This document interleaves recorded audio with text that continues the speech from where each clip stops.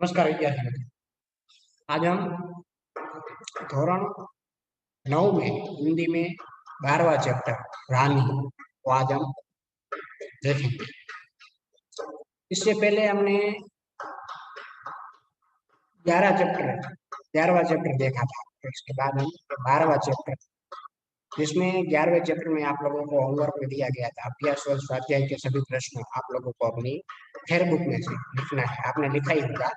फिर 12वें चैप्टर में जिनका नाम है रानी, उनके बारे में आज हम चर्चा करेंगे। तो सबसे पहले ये रानी जो चैप्टर है उनके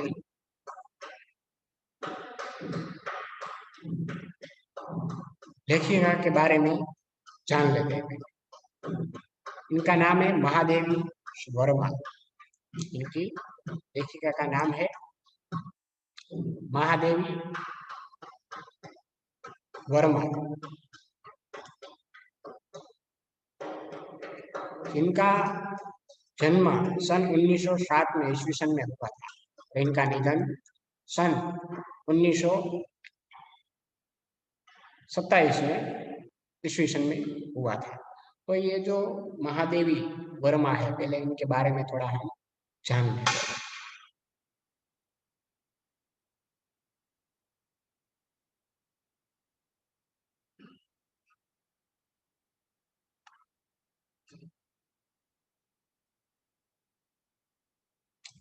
हिंदी साहित्य में महादेवी वर्मा अर्थात मैं नारी, मैं निर्भरी दुख की बंदरी, और तुमको नींव में ढूंढा, तुमने ढूंढी पीड़ा कहने वाली सहृदय, भावुक, अत्यंत संवेदनशील और समग्र नींव सृष्टि पर अनुकंप पावर्षण करने वाली छायावादी युग की अप्रतिम रचनाकार के जो हिंदी साहित्य है उसमें महादेवी वर्मा अर्थात मैं निर्भरी दुख की बदरी और तुमको नींव में ढूंढा,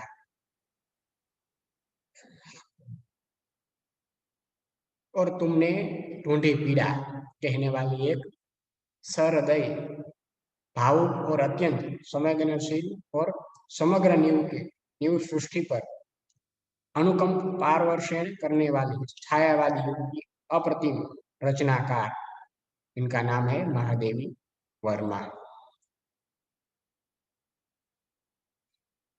छायावादी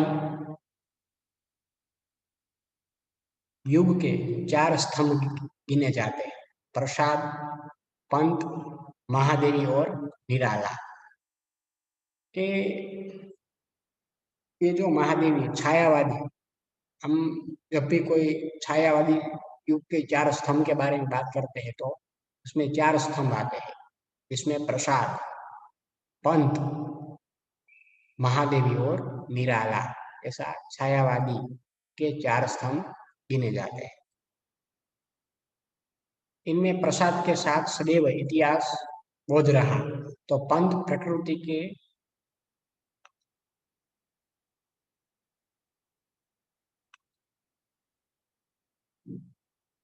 कोमलकांत पदावली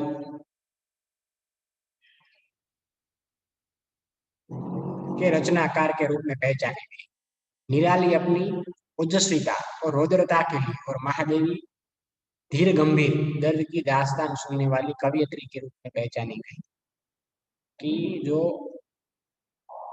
4 स्तंभ की बात की है, छायावादी युग के जो 4 स्तंभ हैं, प्रसाद, पंत, महादेवी और निराला, इसमें प्रसाद वो सदैव इतिहास बोध रहा है, उनका सदैव वो इतिहास बोध रहा है। और पंत जो है वो प्रकृति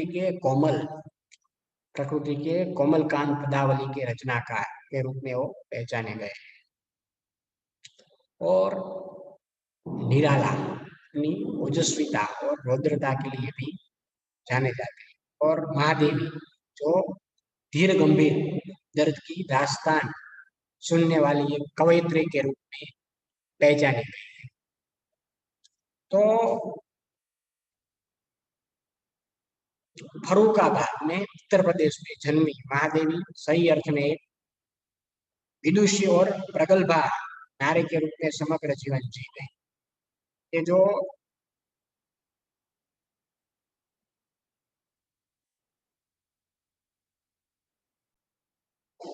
कि जो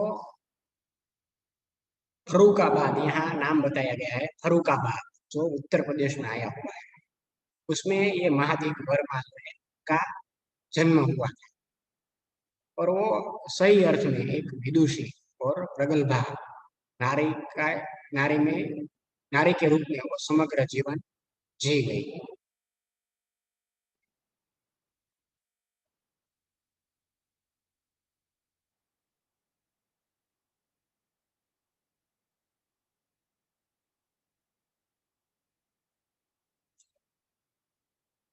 मुख्यतया महादेवी कवयत्री ही रही, किंतु स्मृति की रेखाएं जैसी रचना के द्वारा वो उत्तम गद्यकार, रेखा चित्रकार के रूप में अपनी पहचान बनाने में सफल रही है।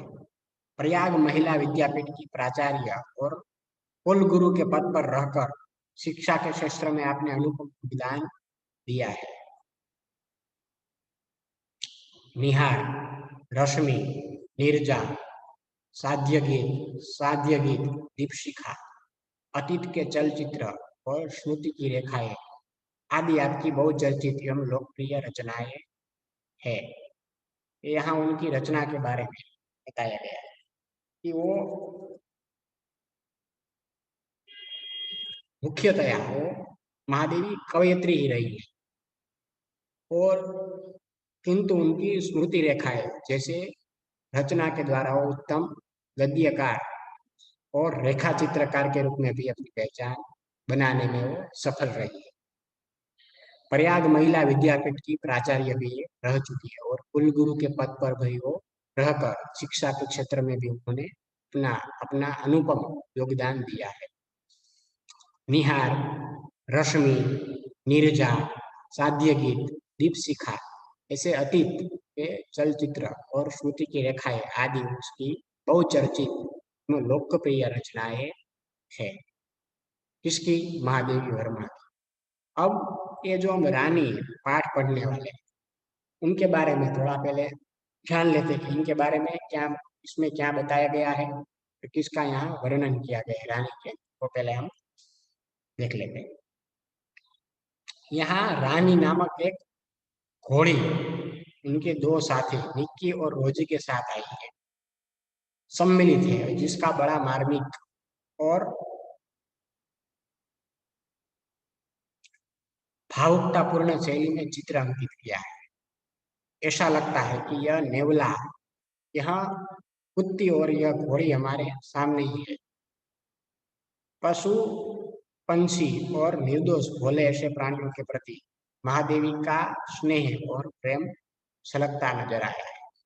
ये जो यहाँ रानी नामक जो यहाँ चैप्टर बताया हमारे, हम जो पढ़ने वाले हैं 12वां, उसमें ये रानी नामक एक घोड़ी है जो उनके दो साथी निक्की और रोजी के साथ यहाँ आई, और यानी कि वो सम्मिलित है, और जिसका बड़ा यहाँ मार्मिक और भावुकतापूर्ण शैली में चित्र अंकित किया गया है।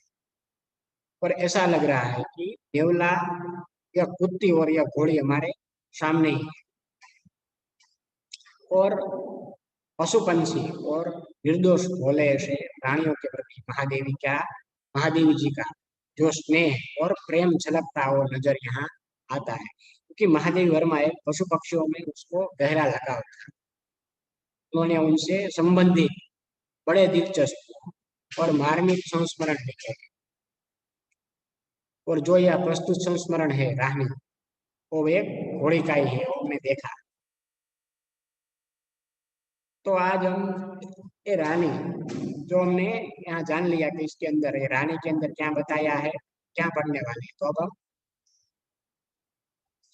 ये रानी चैप्टर को आगे बढ़ाते हैं, हम पढ़ते हैं।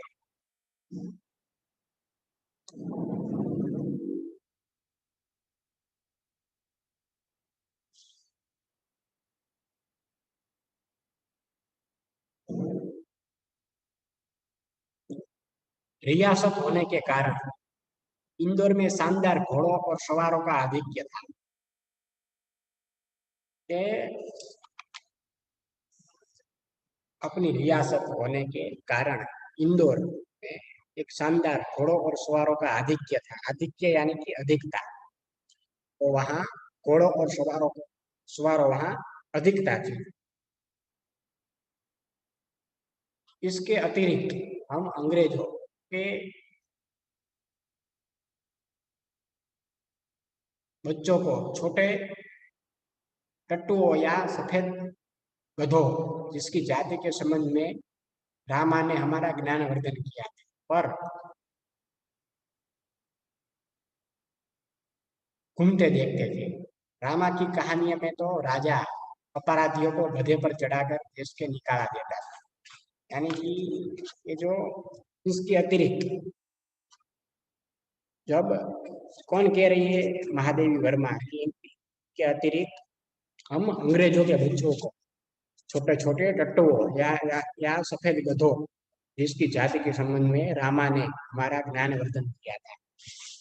ज्ञानवर्धन करना यानी ज्ञान बढ़ाना यानी अथवा जानकारी देना। तो कोई रामा नाम के व्यक्ति थे, उन्होंने उनका ज्ञानवर्धन को जानकारी दी थी। पर वो घूमते देखते थे, वो घूमकर सब देखते थे। रामा की कहानियों में तो राजा अपराधियों को गधे पर चढ़ाकर देश निकाला देता था। जो रामा जी की जो कहानियां हैं उनमें ये रामा नाम का कोई लेखक है या कवि है जिन्होंने बहुत सारी कहानियां लिखी हुई, क्योंकि यहाँ उनका कोई परिचय नहीं बताया है लेकिन सिर्फ नाम बताया है, इसलिए हम यहाँ से कह सकते हैं कि कहानियों में वो महादेवी वर्मा यहाँ कह रही है कि कहानियों में राजा अपराधियों को गधे पर चढ़ाकर उसको देश निकाला देता था। इन्हीं गधों पर बैठकर प्रसन्नता से घूमते देखकर विश्वास करना कठिन था कि उन्हें दंड मिला है। रामा के पास हमारी जिज्ञासा का समाधान था। इन्हें विलायत में गधे पर बैठने का दंड देकर भारत भेजा गया था, क्योंकि वहां यह वाहन नहीं है। कि जो रामा की जो कहानियां थे उसमें राजा अपराधियों को, जो यहाँ कोई कहानीकार का नाम बताया गया है कि वो कहानीकार जो उनको उनकी कहानियों में राजा अपराधियों को गधे पर चढ़ाकर देश निकाला देता था। और उन्हें गधे पर बैठकर प्रसन्नता से घूमते देखकर वो विश्वास करना कठिन था कि उन्हें दंड मिला है, क्योंकि वो एकदम प्रसन्नता से बैठे रहते थे, इसलिए वो विश्वास करना कठिन हो जाता था कि उन्हें दंड मिला है। और आगे ये महादेवी वर्मा कह रही है कि रामा के पास हमारी जिज्ञासा का समाधान था। जिज्ञासा यानी कि जानने की इच्छा, और समाधान यानी हल निकालना, उत्तर, उनको समाधान कहते हैं। उनका समाधान था कि उन्हें विलायत में गधे पर बैठने का दंड देकर भारत भेजा गया है, क्योंकि वहाँ यह वाहन नहीं, जो ये घोड़े वाला वाहन, तो यहाँ घोड़े की बात हो रही है, वो वाहन वहाँ नहीं है, इसलिए उनको गधे पर बैठाकर दंड देकर उनको भारत भेजा गया। वहाँ ये घोड़े या वाहन नहीं है। आगे एक दिन हम तीनों ने बाबूजी को मौखिक स्मृति पत्र यानी कि मेमोरेंडम दिया कि हमारे पास छोटा घोड़ा न रहना अन्याय की बात है। यदि अन्य बच्चों को घोड़े पर बैठने का अधिकार है तो हमें भी यह अधिकार मिलना चाहिए। उन्होंने कहा कि एक दिन मैंने अपने बाबूजी को मौखिक स्मृति पत्र मेमोरेंडम दिया, यानी कि स्मृति पत्र दिया कि हमारे पास छोटा घोड़ा न रहना हो एक अन्याय की बात है, और यदि अन्य बच्चों को घोड़े पर बैठने का अधिकार है तो हमें भी यह अधिकार अवश्य मिलना चाहिए। किसने कहा? महादेवी वर्मा यानी कि लेखिका ने। कि बाबूजी, हमें हमारे पास छोटा घोड़ा नहीं रहना वो अन्याय की बात है। यदि हम अन्य बच्चों को, दूसरे बच्चों को घोड़े पर बैठने का अधिकार है, तो हमें भी वो अधिकार अवश्य मिलना चाहिए। आगे देखते हैं। बाबूजी ने हंसते हुए पूछा, सफेद टट्टू पर बैठोगे? तुम कहो तुम कहो के साथ ठेल मठाल के उपरांत मैंने अगुआ होकर गंभीर मुद्रा में उत्तर दिया, सफेद टट्टू तो गधा होता है, इस पर बैठा कर सजा दी जाती है। उनके बापूजी ने हंसकर उन लोगों को कहा कि आप सभी टट्टू पर बैठोगे, यानी कि गधे पर बैठोगे। तो दोनों ने कहा कि तुम बैठो, तुम कहो के साथ वो ठेल मठाल के उपरांत वो अगुआ होकर वो गंभीर मुद्रा में वो उत्तर देने लगे कि ठेल मठेल यानी कि भीड़ भाड़। ठेल मठेल का अर्थ यहाँ बताया है। और स्मृति पत्र का में याद दिलाना, स्मृति पत्र का अर्थ देखे तो याद दिलाना। और ठेल मठेल यानी कि भीड़ भाड़, धक्का मुक्की। और उन्होंने कहा कि तुम सफेद टट्टू पर बैठोगे, तुम कहो के साथ ठेठ मठाल यानी कि धक्का मुक्की उपरांत मैंने अगुआ होकर गंभीर मुद्रा में लेखिका के रूप मैंने कहा कि सफेद टट्टू तो गधा होता है, जिस पर बैठा कर तो सजा दी जाती है। उनके ऊपर कोई आनंद से नहीं बैठता है, वो तो उसके ऊपर बैठता है यानी कि उनको सजा मिली हुई है, तो उनके ऊपर बैठ कर तो सजा दी जाती है। पता नहीं हमारे ज्ञान के अजस्त्र स्रोत रामा को बाबूजी को ने डांटा या नहीं, परंतु कुछ दिन बाद हमने देखा कि एक छोटा सा चॉकलेटी रंग का टट्टू आंगन के पश्चिम वाले बरामदे बांधा गया। बरामदा तो घोड़े बांधने के लिए बनाया नहीं गया था, अतः बाहर से टट्टू लाने के लिए दीवार में एक नया दरवाजा भी लगाया गया। यानी कि ये लेखिका यहाँ आगे कह रही है, एक दिन हमने कहा कि पता नहीं हमारे ज्ञान के अजस्त्र अजस्त्र स्रोत यानी कि सदा बहने बहने वाला प्रवाह, जिनको हम अजस्त्र स्रोत कहते हैं, वो उनको हमें क्या हो गया। वो कहते हैं कि हमारे बाबूजी ने हमने डांटा नहीं, परंतु कुछ दिन के बाद हमने देखा एक छोटा सा चॉकलेटी रंग का टट्टू यानी गधा आंगन के पश्चिम वाले बरामदे यानी कि वो वहां बांधा गया। और बरामदे तो घोड़े बांधने के लिए नहीं बनाया गया, अतः बाहर से टट्टू को जाने के लिए दीवार में एक नया दरवाजा भी लगाया गया। आगे, और उसकी मालिश करने तथा खाने पीने घूमने आदि की उसकी देखरेख के लिए छुट्टन नाम का एक साइस रखा गया। साइस यानी घोड़े की देखभाल करने वाला, इनको हम साइस कहते हैं। वो कह रहे कि हमें पता नहीं चला कि उसकी मालिश करने के लिए और खाने पीने घूमने के लिए उसकी देखरेख करने के लिए छुट्टन नाम का, जिनका नाम छुट्टन था, वो साइस रखा गया। साइस यानी घोड़े की देखरेख करने वाला, वो वहां रखा गया। आगे देखते हैं।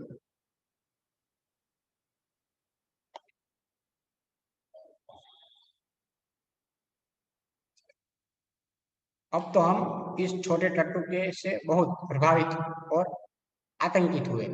हमारे तथा हमारे अन्य साथी जीवों के लिए न मकान में कोई परिवर्तन हुआ, न कोई विशेष नौकर रखा गया। रामा को तो नौकर कहा नहीं जा सकता, क्योंकि वह तो डांटने फटकारने के लिए अतिरिक्त हमारे कान भी खींचता था, और हमारी खिड़की तक दरवाजे में परिवर्तन नहीं हो सके, जिससे हम रोजी और निक्की के साथ कूदने के कष्ट से मुक्त हो सकते। उन्होंने कहा कि अब तो हम इस छोटे गधे से बहुत प्रभावित और आतंकित हुए कि आतंकित यानी भयभीत, आतंकित यानी हम इनसे प्रभावित और भयभीत हुए कि हमारे तथा हमारे अन्य जीवों के लिए न कोई मकान में परिवर्तन हुआ और न कोई विशेष नौकर भी वहां रखा गया। लेखिका कह रही कि रामा को तो नौकर नहीं किया जा सकता क्योंकि वह तो डांटने फटकारने के लिए अतिरिक्त हमारे कान भी खींचता था और हमारी खिड़की तक दरवाजे में वो परिवर्तन नहीं हो सके, जिससे वो हम रोजी और नेकी के साथ कूदने के कष्ट भी हमको मुक्त हो सकते हैं। बाबूजी के से यह सुनकर भी कि यह टट्टू हमारी सवारी के लिए आया है, हम सब 4-5 दिन उससे रुष्ट और अप्रसन्न ही घूमते रहे, परंतु अंत में उसने हमारी मित्रता प्राप्त कर ली। रामा से उसका नाम पूछने पर ज्ञात हुआ कि उसे तजरानी कहकर पुकारा जाता है। कि लेखिका यहाँ कह रही है कि बाबूजी ने हम लोगों को कहा यह सुनकर कि यह टट्टू यानी कि ये गधा, ये टट्टू हमारी सवारी के लिए आया है, ये टट्टू हमारी सवारी के लिए आया है। हम सब 4-5 दिन वो कह रहे कि रुष्ट और अप्रसन्न ही घूमते रहे, परंतु अंत में उसने हमारी मित्रता प्राप्त कर ली। और जब उन्होंने ये रामा को पूछा कि उसका नाम पूछने पर, रामा को जब ये नाम पूछा तो उसने कहा कि उसे तजरानी कहकर करा जाता है। आगे ताजमहल का चित्र हमने देखा था और रामा और कल्लू को माँ की सभी कहानियों में रानी के सुख दुख की गाथा सुनते सुनते हम उसके प्रति बड़े सदे हो गए थे। ताजमहल जैसे भवन की रानी होने पर भी यह वहां से कहानी की रानी की तरह निकाल दी गई। कि लेखिका यहाँ कह रही है कि हमने ताजमहल का चित्र हमने देखा, उसमें रामा और कल्लू को माँ की सभी कहानियों में हमने रानी के सुख और दुख की गाथा, गाथा यानी सुनते सुनते हमने उसके प्रति हम बड़े सदैव हो गए थे। गाथा यानी कहानी, गाथा यानी कहानी और सदैव यानी कि दयालु, हम उनकी कहानी सुन सुनकर हम दयालु हो गए, सदैव हो गए थे यानी कि दयालु हो गए। ताजमहल में जैसे भवन की रानी होने पर भी यहाँ भवन की रानी होने पर भी यह वहां से कहानी की रानी तरह निकाल दी गई है। पर यह कल्पना करते ही हमारी सारी ईर्ष्या और सारा रोष करुणा से पिघल गया और हम उसे और अधिक आराम देने के उपाय सोचने लगे। ताजमहल जैसे भवन की रानी होने पर भी वो यह वहां से कहानी की रानी तरफ निकाल दी गई है। ये सुनकर यह कल्पना करते ही यहाँ कौन कह रही है, महादेवी वर्मा लेखिका कह रही है कि वो हमारी सारी ईर्षा, ईर्षा यानी कि जलना, ईर्षा और सारा रोग, रोष, रोष यानी क्रोध और करुणा यानी कि दया, वो सब हमारा पिघल गया और हम उनसे और अधिक आराम देने के लिए उनको आराम दिलने के उपाय में हम सोचने लगे। वह इतनी सुंदर थी कि जब तक उसकी छवि आंखों में बसी जैसी है, हल्का चॉकलेटी चमकदार रंग जिस पर दृष्टि फिसल जाती थी, खड़े छोटे कानों के बीच माथे पर झूलता अयाल का गुच्छा, बड़ी काली स्वच्छ कि वो इतनी सुंदर थी कि जब तक उसकी छवि आंखों में बसी बसी जैसी है, हल्का चॉकलेटी चमकदार रंग जिस पर दृष्टि फिसल फिसल जाती थी कि कि वो इतनी सुंदर थी। जो यहाँ वो बात हो रही कि खड़ेखर छोटे कानों के बीच भी माथे झूलता अयाल। अयाल का अर्थ है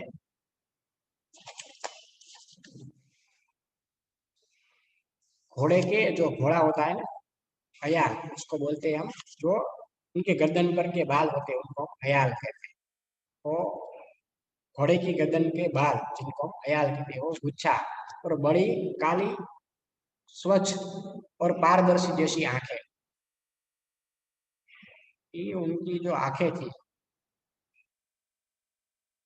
क्या कहा कि अयाल यानी कि घोड़े का गर्दन के ऊपर वाला बाल और गुच्छा तो बड़ी काली स्वच्छ और पारदर्शी और जैसी आंखें उनकी। ये जो ये घोड़ा था उनके बारे में यहाँ बताया गया है कि जो घोड़ा था उनकी पारदर्शी जैसी आंखें थी। पारदर्शी का अर्थ है जिसके आर पार देखा जाए उसको हम पारदर्शी कहते हैं। उनकी पारदर्शी जैसी आंखें, लाल नथुने जिन्हें फुला फुला कर चारों ओर की गंध लेती रहती। कि लाल उनके नथुने थे जिनके वो फुला फुला कर चारों ओर से वो गंध लेती रहती। उजले दांत और लाल जीभ की झलक देते हुए गुलाबी ओठों वाला लंबा मुंह जो लोहा चबाते रहने पर भी शत विक्षत नहीं होता था। शत विक्षत यानी कि घायल। शत विक्षत यानी कि घायल। आगे ये लेखिका कह रही है कि उजले दांत और लाल जीभ की झलक देते हुए वो गुलाबी ओठों वाला लंबा मुंह था उनका। यहाँ वो घोड़ी का वर्णन हो रहा है कि लोहा चबाते रहने पर भी वो क्षत विक्षत नहीं होता था। क्षत विक्षत का अर्थ है घायल नहीं होता था। और आगे देखते हैं कि ऊंचाई के अनुपात से पीठ की चौड़ाई अधिक है। सुडौल मजबूत पैर और सघन पूंछ जो मक्खियां उड़ाने के क्रम में मोरछल के समान उठती गिरती रहती थी। उस समय यह सब समझने की बुद्धि नहीं थी, परंतु इतने दीर्घकाल के उपरांत भी स्मृति पट पर वे रेखाएं जैसे उभर आती, जैसे किसी अदृश्य शाही के लिखे अक्षर अग्नि के ताप से प्रत्यक्ष होने लगते। कि महादेवी वर्मा जो लेखिका वो यहाँ तो उनकी रानी नाम की जो घोड़ी थी उनका यहाँ वर्णन कर रही है कि जो उनकी ऊंचाई के अनुपात के समान के पीठ की ऊंचाई वो अधिक थी और सुडोल और मजबूत और पैर सघन पूंछ को मक्खियां उड़ाने में क्रम में मोरछल। मोरछल यानी कि मोर की पूंछ से बना झाड़ू जिनको हम मोरछल कहते हैं, वो समान उड़ती रहती गिरती थी। उस समय यह सब समझने की हमारी लेखिका कह रही है कि हमारी बुद्धि नहीं थी, परंतु इतने दीर्घ काल के उपरांत भी स्मृति पट पर ये रेखाएं जैसे उभर आती है, जैसे किसी अदृश्य शाही से लिखे अक्षर अग्नि के ताप से प्रत्यक्ष होने लगते हैं, वैसे वो हो रही थी। आगे देखते हैं। हम बार बार सोचते हैं कि यह वह कुछ और छोटी क्यों ना हुई होती तो हम रोजी और निक्की के समान उसे भी अपने कमरे में रख लेते। वो यह सोच रही है कि जो घोड़ी है वो बार बार वो लोग सोचते हैं कि वह कुछ और छोटी क्यों ना होती कि अगर होती तो हम रोजी और निक्की के समान उनको भी अपने कमरे में हम रख लेते। रानी को अपने कमरे में ले जाना संभव नहीं था, अतः अस्तंबल बना हुआ बरामदा ही हमारी अराजकता का कार्यालय बना। कि जो रानी नाम की जो घोड़ी थी उनको हम कमरे में नहीं ले जा सकते थे। देखिए कह रही है कि अतः अस्तंबल व बना हुआ बरामदा अराजकता। अराजकता यानी कि अव्यवस्था। अव्यवस्था का जो कार्यालय बन चुका था, क्योंकि वो जो घोड़ी थी उनको इतनी प्यारी थी कि वो अपने कमरे में नहीं ले जा सकती थी, इसलिए वो वहीं जहाँ उनका स्थान बनाया गया था वो वहीं रहने दिया। और उसमें राजकथा यानी कि वो अव्यवस्था का कार्यालय भी बना हुआ था। आगे देखते हैं। बरामदा घोड़े बांधने के लिए तो बना नहीं था, अतः उसकी दीवार में एक खुली अलमारी और कई हाथे ताक थे। उन्हीं में हमारा स्वेच्छया विस्थापित और शरणार्थी खिलौना का परिवार स्थापित होने लगा। कि जो बरामदा जो घोड़े को बांधने के लिए रखा गया था वो वहीं नहीं था, अतः उनकी दीवार में एक खुली अलमारी थी जो कहीं आते तक वो थे, जो उनके में हमारी स्वेच्छाएं कह रही है कि विस्थापित और शरणार्थी खिलौना का परिवार, जो खिलौना था उनके छोटे छोटे उनका जो सब परिवार था वो वहां स्थापित होने लगा था। आगे देखते हैं। रानी की गर्दन में झुलझुल कर उसकी कान और अयाल में फूल खोस खोस कर हम और उसको बिस्कुट मिठाई आदि खिला खिलाकर थोड़े ही दिनों में हमने ऐसी मैत्री कर ली कि हमें न देखने पर वह अस्थिर होकर पैर पटकने और हिलाने लगी। कि जो रानी नाम की जो घोड़ी थी उनके, ये वो उसकी गर्दन पर जो हमने आगे देखा था कि अयाल यानी कि घोड़े की गर्दन पर के बाल जो होते हैं उनको हम अयाल कहते हैं। वो झूल झूल कर उसके कान और अयाल में जैसे फूल रखा गया हो ऐसे उनकी। और आगे आगे लेखिका महादेवी वर्मा कह रही है कि वो उनको हम मिठाई बिस्कुट आदि खिलाकर थोड़े ही दिनों में उनके उनसे इतनी मित्रता कर ली थी कि हम जब हम न दिखे तो भी वो अस्थिर होकर पैर पटकने लगती और हीर हिलाने लगती थी। आगे फिर हमारी घुड़सवारी का कार्यक्रम आरंभ हुआ।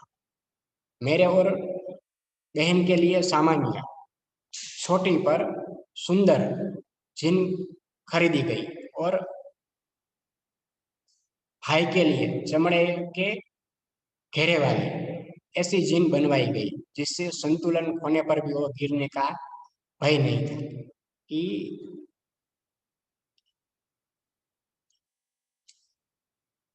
हमने आगे भी देखा था कि जो महादेवी वर्मा जो है वो पशु प्रेमी थी, तो उन्होंने कहा कि हमारी अब घोड़ेसवारी का कार्यक्रम आरंभ हुआ। जो घोड़ी लाए थे उनके पिताजी जिनका नाम रानी था, वो कह रहे हैं कि वो घोड़ेसवारी का कार्यक्रम आरंभ हुआ और उन्होंने कहा कि मेरे बहनें जो उनकी बहनें थी उसके लिए सामान्य पर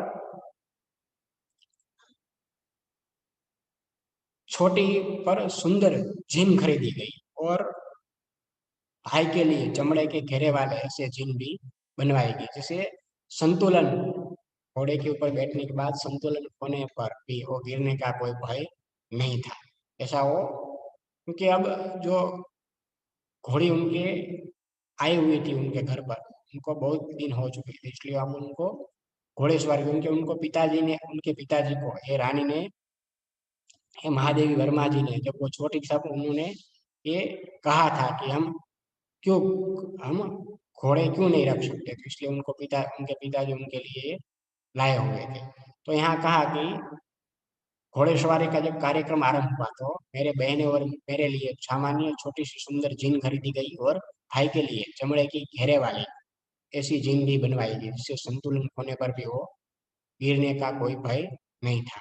तो यहाँ तक हमने जो पहले हमने घोड़ी का भी वर्णन देखा कि जिनमें लेखिका कह रही है कि महादेवी और उनके घर के दूसरे बच्चों ने कहा कि घोड़े पर बैठने का अधिकार तो हमें भी है, हम भी घोड़े पर बैठेंगे। पिताजी ने उनको पूछा कि क्या सफेद टट्टू पर बैठोगे, तो उन्होंने कहा कि महादेवी ने कहा कि सफेद टट्टू तो गधा होता है, उस पर तो दंड पाने वाला ही बैठते हैं। तो बाद में उनके पिताजी ने बच्चों की मांग पर रानी नाम की घोड़ी आ गई और इसके लिए छुट्टन नामक एक साइज भी रखा गया, तो घोड़े की देखरेख करने वाला। और छोटे के घोड़े के रखरखाव का प्रबंध किया किया गया। रानी जो घोड़े का पूरा नाम तजरानी था। जो रानी नाम की घोड़ी थी उनका पूरा नाम था तजरानी। पहले तो वो तजरानी को देखकर बच्चों को कुछ अधिक अच्छा नहीं लगा, किंतु फिर वो रानी के प्रति उनकी सहानुभूति हो गई। और बाद में हमने उनका, रानी का जो घोड़ी था उनका सौंदर्य के बारे में कहा कि वो बहुत सुंदर घोड़ी थी। उसके चमकदार रंग दृष्टि पड़ते ही फिसल जाती थी, और उसका चॉकलेटी रंग, झूलता अयाल और पारदर्शी जैसी आंखें, उजले दांत, लाल जीभ और गुलाबी होठ, मोर छल की और गठा हुआ शरीर, सब कुछ आकर्षण था। वो हमने देखा कि बाद में रानी की जो घोड़ी थी वो मित्र बन गई, और उसके शरीर पर खिलते, लिपटते, झूलते उनके अयाल में रानी फूल भी लगा सकती थी। और रानी उनकी मित्र बन गई, पर वो जब वो नहीं होते थे, कोई भी रानी के कोई भी भाई बहन घोड़ी के पास नहीं होते, तो वो पैर पटक कर, हिनहिनाकर बच्चों को अपने पास बुलाने लगी। और जीन आदि खरीद कर घोड़ी पर सवारी करने का जब इंतजाम किया गया, किंतु बच्चे को मनमानी करना चाहते थे, इसलिए मनमानी किए बिना उन्हें संतोष नहीं होता था। तो आज के लेक्चर में हम यहाँ तक काम देखते हैं। अगले लेक्चर में फिर यहाँ से आगे बढ़ेंगे, और बाद में ये रानी नाम की घोड़ी के ऊपर इन्होंने घोड़े सवारी कैसे की, इनके बारे में हम अगले लेक्चर में चर्चा करेंगे। जो भी शब्दार्थ यहाँ बताए गए हैं वो आप लोगों को अपनी फेयर बुक में लिखना है। और ये जो रानी 12वां चैप्टर है गद्य, उनकी लेखिका महादेवी वर्मा का संक्षिप्त परिचय भी आप लोगों को अपने फेयर बुक में लिखना है। तो आज का लेक्चर में यहाँ तक हम रख रहे हैं।